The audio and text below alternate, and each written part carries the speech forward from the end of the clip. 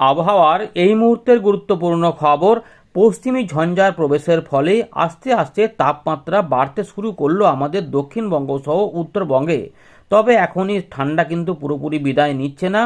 বিশেষ করে সন্ধ্যেবেলার পর থেকে সকাল পর্যন্ত ঠান্ডাটা থাকবে, কিন্তু দিনের বেলাতে তেমন ঠান্ডা অনুভূতি হবে না।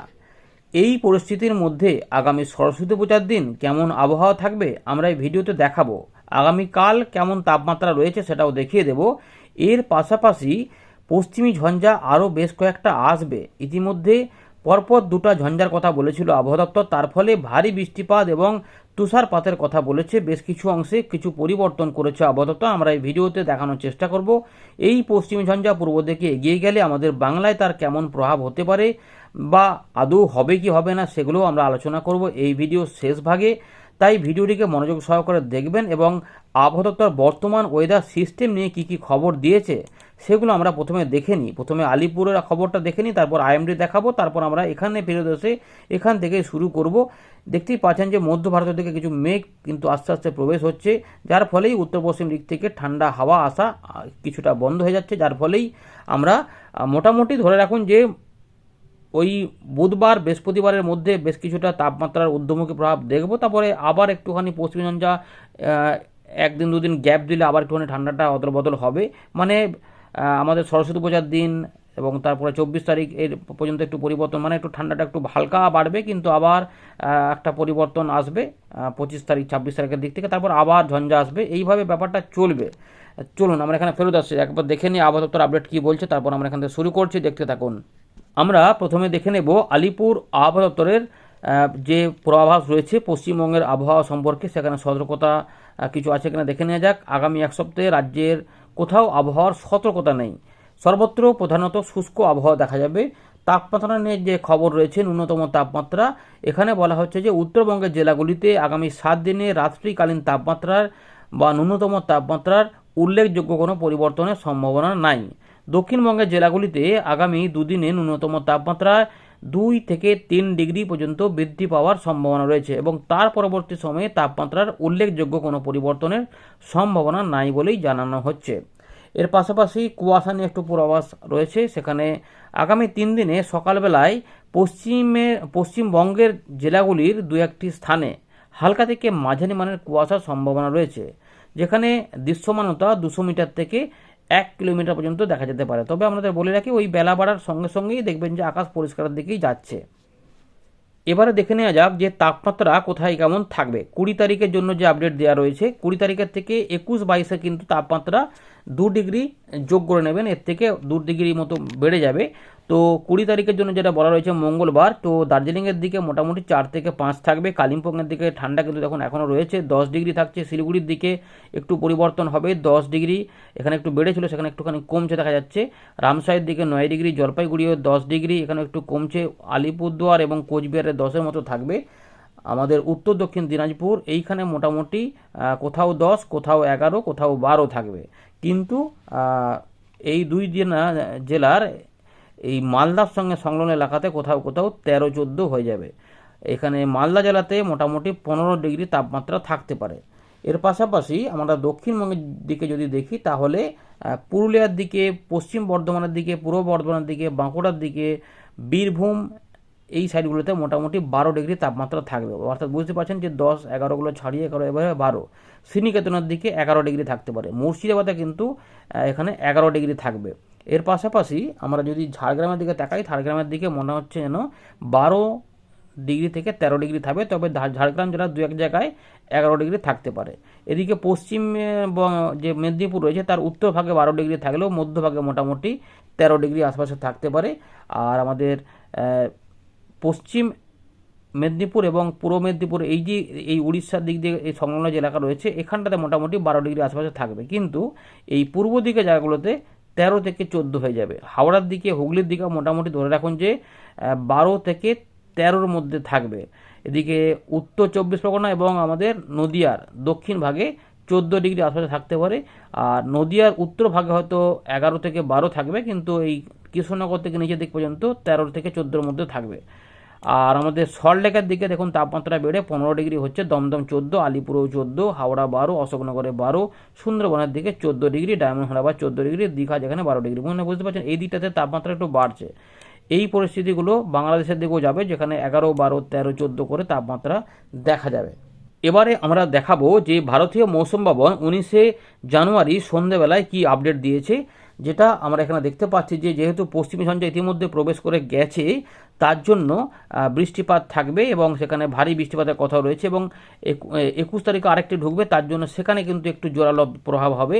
ইতিমধ্যে যেটি রয়েছে তার জন্য হালকা মাঝারি বিক্ষিপ্ত বৃষ্টিপাত জম্মু কাশ্মীর, লাদাখ, গিলগিট বালচিস্তান, মুজাফরবাদে থাকবে 21 তারিখ পর্যন্ত, এবং 19 তারিখের দিকেও কিছুটা বৃষ্টিপাতের কথা বলা ছিল, এর পাশে বলা রয়েছে আর কি। কিন্তু যেটা হবে, নতুন যে ঝঞ্ঝাটি আরেকটি আসছে, তার জন্য 22 তারিখ থেকে 24 তারিখের মধ্যে হিমালয়ের পশ্চিম ভাগে কিন্তু বৃষ্টিপাত তুষারপাত থাকবে, এবং যেটা 25 তারিখের দিকে কমবে। কিন্তু আমরা যেটা দেখব যে এই অঞ্চলগুলিতে 22 থেকে 23 জানুয়ারি এখানে হেভি ফলস হবে, অর্থাৎ ভারী বৃষ্টিপাত হতে পারে এবং ভারী তুষারপাতও থাকবে। এর পাশাপাশি হিমাচল প্রদেশেও এটার প্রভাব দেখাবে, যেটা 23 তারিখের দিকে এখানে কিন্তু বেশ কিছুটা বৃষ্টিপাত এবং তুষারপাত হবে। একই পরিস্থিতি কিছুটা দেখা যাবে আমাদের, একই পরিস্থিতি বলতে ওই বরফপাত নয়, বৃষ্টিপাত দেখা যাবে 22 থেকে 25 তারিখের মধ্যে পাঞ্জাবের দিকে। এর পাশাপাশি কিছুটা বিক্ষিপ্তভাবে দেখা যাবে হরিয়ানা, চণ্ডীগড় এবং উত্তরপ্রদেশের পশ্চিমভাগে 22 তারিখ থেকে 25 তারিখের মধ্যে। পূর্ব উত্তরপ্রদেশেও এর বৃষ্টিপাত থাকবে এই 23 এবং 24 তারিখে। রাজস্থানের দিকে কিছুটা থাকবে 22 থেকে 23 জানুয়ারির মধ্যে। এছাড়াও কিছু কিছু অংশে বজ্রবিদ্যুৎ অ্যাক্টিভিটি এবং দমকা ঝোড়ো হাওয়াও থাকবে। পাঞ্জাব, হরিয়ানা, চণ্ডীগড়, উত্তরপ্রদেশ, রাজস্থানে 22 থেকে 23 তারিখের মধ্যে 30 থেকে 40 কিলোমিটার গতিবেগের দমকা হাওয়া এবং বজ্রবিদ্যুৎ অ্যাক্টিভিটিও কিছুটা দেখা যাবে। পাহাড়ি অঞ্চলেও থাকবে এবং হিমাচল প্রদেশ, উত্তরাখণ্ডের দিকেও থাকবে। এই 22 থেকে 23 মধ্যে এই পরিস্থিতিগুলি হবে। কিন্তু এটার প্রভাব আমাদের এখনও পর্যন্ত কিন্তু পূর্ব ভারতে হবে কিনা সেই নিয়ে কিছু বলা নেই। এর পাশাপাশি আমাদের বলে রাখি যে ওয়েদার সিস্টেম কিন্তু এই মুহূর্তে যেটা রয়েছে, পশ্চিমী ঝঞ্ঝা প্রবেশ করে গেছে, তাই উত্তর পাঞ্জাব এবং সংলগ্ন এলাকাতে তার ঘূর্ণাবর্ত কাজ করছে। কিন্তু আরেকটি যে পশ্চিমী ঝঞ্ঝা আসবে সেটা হচ্ছে যে উত্তর পশ্চিম ভারতেই আসবে, সেটা হচ্ছে 21 জানুয়ারি। এগুলো এখানে বলা রয়েছে।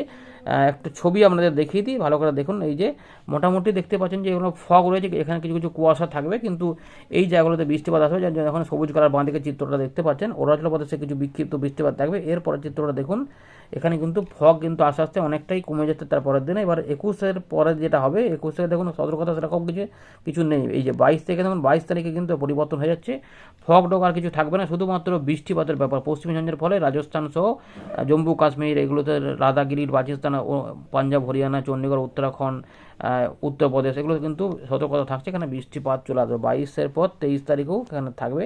23 তারিখে অনেক জায়গাতেই ভারী বৃষ্টিপাত থাকবে এবং ওয়াইড স্প্রেড রেনফল থাকবে, ফেয়ারলি ওয়াইড স্প্রেড থাকবে, এবং স্ক্যাটার রেনফলগুলো সমতল ভূমিতে থাকবে। এই রয়েছে আপাতত ভারতীয় মৌসুম ভবনের আপডেট, আমাদের জানিয়ে দিলাম। আমরা ফেরত চলে এলাম উইন্ডিল লাইভ স্ক্রিনে। ইতিমধ্যে যদি উপগ্রহ চিত্র দেখাই, তাহলে দেখুন পশ্চিমী ঝঞ্ঝার প্রবেশটা ইতিমধ্যে হয়েছে, যার জন্য এই জায়গাগুলোতে মেঘলা মেঘলা পরিস্থিতি রয়েছে এবং বজ্র সেলও কিন্তু আস্তে আস্তে ছোটো ছোটো এলাকাতে তৈরি হয়েছে। অর্থাৎ এখানে বৃষ্টিপাতের পরিবেশ আমরা দেখতে পাচ্ছি, এখানে বজ্র সেলগুলো হয়েছে। এই জায়গাতেই আবার নতুন করে মেঘ আসবে এবং এখানে কি কি হবে সেগুলো দেখাচ্ছি, এবং এর প্রভাব আমাদের বাংলায় কি হবে পরবর্তী ক্ষেত্রে সেগুলো আমরা দেখার চেষ্টা করব। মোটামুটি আমরা দেখতে পাচ্ছি পশ্চিমী ঝঞ্ঝার প্রভাবে এই জায়গাগুলো মেঘলা মেঘলা হবে এবং কিছু কিছু কুয়াশা টুয়াশাও ফগি ফগি ভাব যেগুলো হবে এই অরুণাচল প্রদেশ, তার পাশাপাশি ভুটান এবং আমাদের আসাম, মেঘালয়ের দিকে কিছুটা দেখা যেতে পারে। দার্জিলিং, কালিম্পং সাইডেও কিছু বিক্ষিপ্ত হবে, হালকা মাঝারি কুয়াশা দেখা যেতে পারে।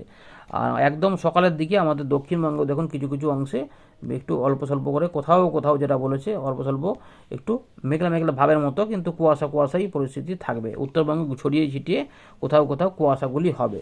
সকালবেলার তাপমাত্রা আমরা মোটামুটি দেখতে পাচ্ছি যে এখানে 13 ডিগ্রি থেকে শুরু হতে পারে পশ্চিমের দিকে, ঝাড়খণ্ডের দিকে 13 ডিগ্রি, আশেপাশে 12 ডিগ্রি, কলকাতার দিকে মোটামুটি 14 ডিগ্রি, খড়গপুর, মেদিনীপুরের দিকে 11 থেকে 13 ডিগ্রির মধ্যে থাকবে। মুর্শিদাবাদ, নদিয়ার দিকে মোটামুটি আমরা দেখতে পাচ্ছি যে এই জায়গাগুলোতে বীরভূম, মুর্শিদাবাদ, নদিয়া, বর্ধমান 12 ডিগ্রির মধ্যে থাকতে পারে, ইতিমধ্যে জানিয়েছে আবহাওয়া দপ্তর।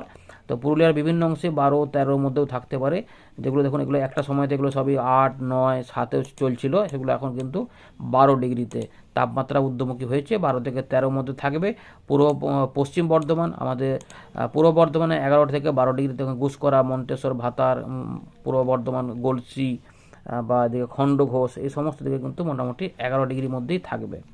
সোনামুখী বাঁকুড়ার দিকে 11-12, পাথরসার খণ্ডঘোষ এগুলো সব 11-র মধ্যে থাকবে, মেমারি 11 ডিগ্রি, মন্তেশ্বর ভাতা এগুলো সব 11 ডিগ্রি, পাতুলি বা কাটোয়ার দিকে একটু 12 ডিগ্রি দেখা যাচ্ছে, দেবগ্রাম মুড়াগাছ এগুলোতে, চাপড়া এগুলোতে কিন্তু 11 থেকে 12 ডিগ্রির মধ্যেই থাকবে। একই পরিস্থিতি থাকবে বাংলাদেশের পুরো এই পশ্চিম দিকে, রাজশাহী, খুলনা, বরিশালের দিকেও 12 থেকে 13-র মধ্যে থাকবে। ঢাকা, চট্টগ্রামের দিকে মোটামুটি 14-15-র মধ্যে থাকবে। ত্রিপুরার দিকে 13 থেকে 14, দু এক জায়গায় 15 হলেও হতে পারে। মোটামুটি এবং 14-র মধ্যে দেখা যাচ্ছে বেশিরভাগ ক্ষেত্রে বেলোনিয়া সহ, আর এইগুলোতে শিলচর বাজারগুলোতে একটু 15 ডিগ্রি, মোটামুটি 14 ডিগ্রির মধ্যেই থাকবে, 13-14, আর এগুলোতে 14 দেখাচ্ছে, কিন্তু দেখবেন যে মোটামুটি ওই 13-14-13-র মধ্যেই থাকবে কাছাকাছি। উত্তরবঙ্গে ওই উত্তর পূর্ব ভারতের আসাম, মেঘালয় যেটা হবে, এখানে 13 থেকে 14-র মধ্যেই ঘোরাফেরা করবে। আমাদের আলিপুরদুয়ার, কোচবিহার, জলপাইগুড়ি এগুলোতে কিন্তু সবই 11, 12, 13-র মধ্যে ঘোরাফেরা করবে। এই মেঘলা মেঘলা মনে হচ্ছে, তার জন্য একটু তাপমাত্রা ঊর্ধ্বমুখী দেখাচ্ছে। এই পরিস্থিতি চলবে দিনের বেলাতে, মোটামুটি 28 থেকে 29-এর মধ্যেও চলে আসতে পারে তাপমাত্রা। দেখতে পাচ্ছেন দুপুরবেলার দিকে তাপমাত্রা 26, 27, 28, 29 ঘোরাফেরা করে, 25, 26, 27, 28, 29 এরকম বিভিন্ন জায়গায় পরিবর্তন থাকবে। একরকম যে থাকবে তেমন নয়। এখানে 29 দেখাচ্ছে, কোথাও কোথাও দেখা যাচ্ছে 27, 26, 28, যেই জন্য বললাম যে ঘুরিয়ে ফিরিয়ে কিন্তু তাপমাত্রাটা থাকবে। একই পরিস্থিতি বাংলাদেশেও থাকবে।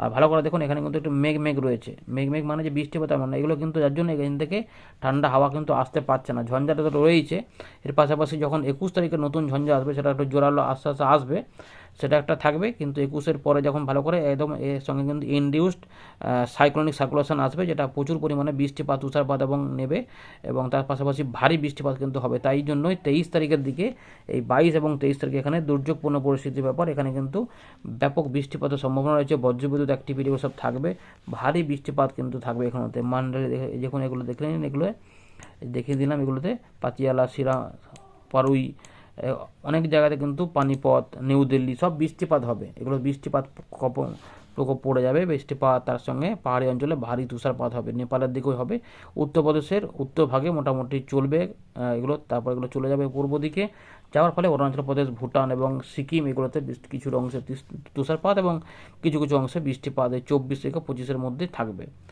মোটামুটি যা দেখা যাচ্ছে, বৃষ্টিপাত কিন্তু আমাদের পশ্চিমবঙ্গে, দক্ষিণবঙ্গে কিন্তু নেই আপাতত এখনও পর্যন্ত। 26 তারিখ এবারে নতুন আরেকটি ঝঞ্ঝা আসবে, যেটা 26 থেকে 27-এর মধ্যে অ্যাটাক করবে। এটাও কিন্তু তুষারপাত এবং ভারী বৃষ্টিপাতও নিয়ে আসবে। ওই একই অঞ্চলগুলিতে বৃষ্টিপাত দিয়ে পূর্ব দিকে এগিয়ে যাবে। এটা যদি বড় হয়, তো এটা কিন্তু বিহারের উত্তরভাগে সামান্য বৃষ্টিপাত আনতে পারে, কিন্তু ওই সিকিম, ভুটান এবং অরুণাচল প্রদেশে বৃষ্টিপাত আনবে। কিছু কিছু মেঘলা আকাশ যদি বাড়াতে পারে, তাহলে উত্তরবঙ্গের সমতল ভূমিতে বৃষ্টিপাত হতে পারে, কিন্তু পুরোপুরি বৃষ্টিপাত বড় এলাকাতে হবে না।